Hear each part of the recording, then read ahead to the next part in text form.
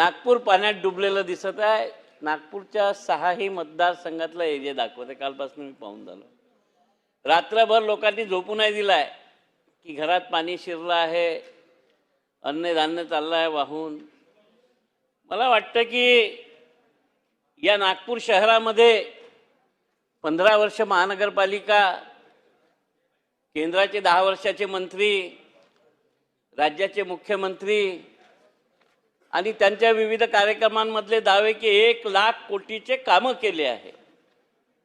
मग 1 लाख कोटीचे कामं केल्यानंतर ही नागपूरची परिस्थिती का अशी आहे, हा एक संशोधनाचा विषय आहे। अध्यक्ष महोदय, मागच्या पावसाळ्यामध्ये आपण पाहिलं असेल की लोकांच्या कार पाण्यात नाल्यात वाहून गेल्या। एका घरच्या 4-4, 5-5 कार निकामी झाल्या, लोकांचं सामान वाहून गेलं। आणि तुम्हाला माहिती आहे, तुम्ही तिथलेच रहिवासी आहात, तुम्ही पाहिलेलं आहे।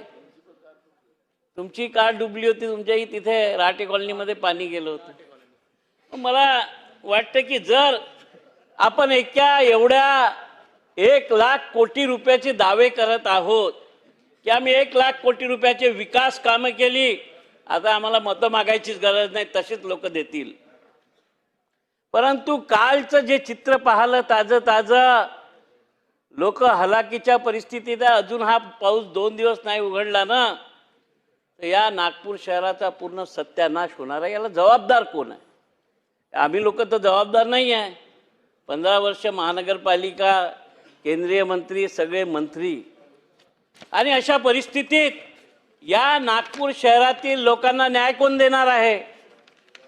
1 वर्षाआधी ज्या लोकांचं नुकसान झालं, म्हणजे 25 वर्ष मेहनत करून जी मालमत्ता जमवली ती पाण्यात वाहून गेली, त्याचा मोबदला सरकारने दिलाच नाही। 10,000 रुपये तो गाळ साफ करायलाच लागतो त्यांच्या घरचा। आणि आता हे पुन्हा नवीन संकट, त्याचं उत्तर शासनाजवळ काय आहे? मागचा पावसाळा झाल्यानंतर आम्ही नाग नदी, पिली नदी, पोरा नदी या नद्यांचं रुंदीकरण करणं, याची सफाई करणं, यासाठी राज्य शासनाने पैसे दिले। 1 वर्षात काय काम केलं? जर 1 वर्षात हे काम झालं असतं अध्यक्ष महोदय, तर काल परवा ही स्थिती नसती आली। आणि आता समोर काय होणार आहे? पावसाळा अजून बाकी आहे। नागपूर शहरात आता 8 दिवस झाले पाऊस सुरू झाला। तर या विकासाच्या नावाने मला वाटते की जे कंत्राट काढले गेले होते, त्याची कामं झाली की नाही, की ते कामं न होताच बिलं उचलले,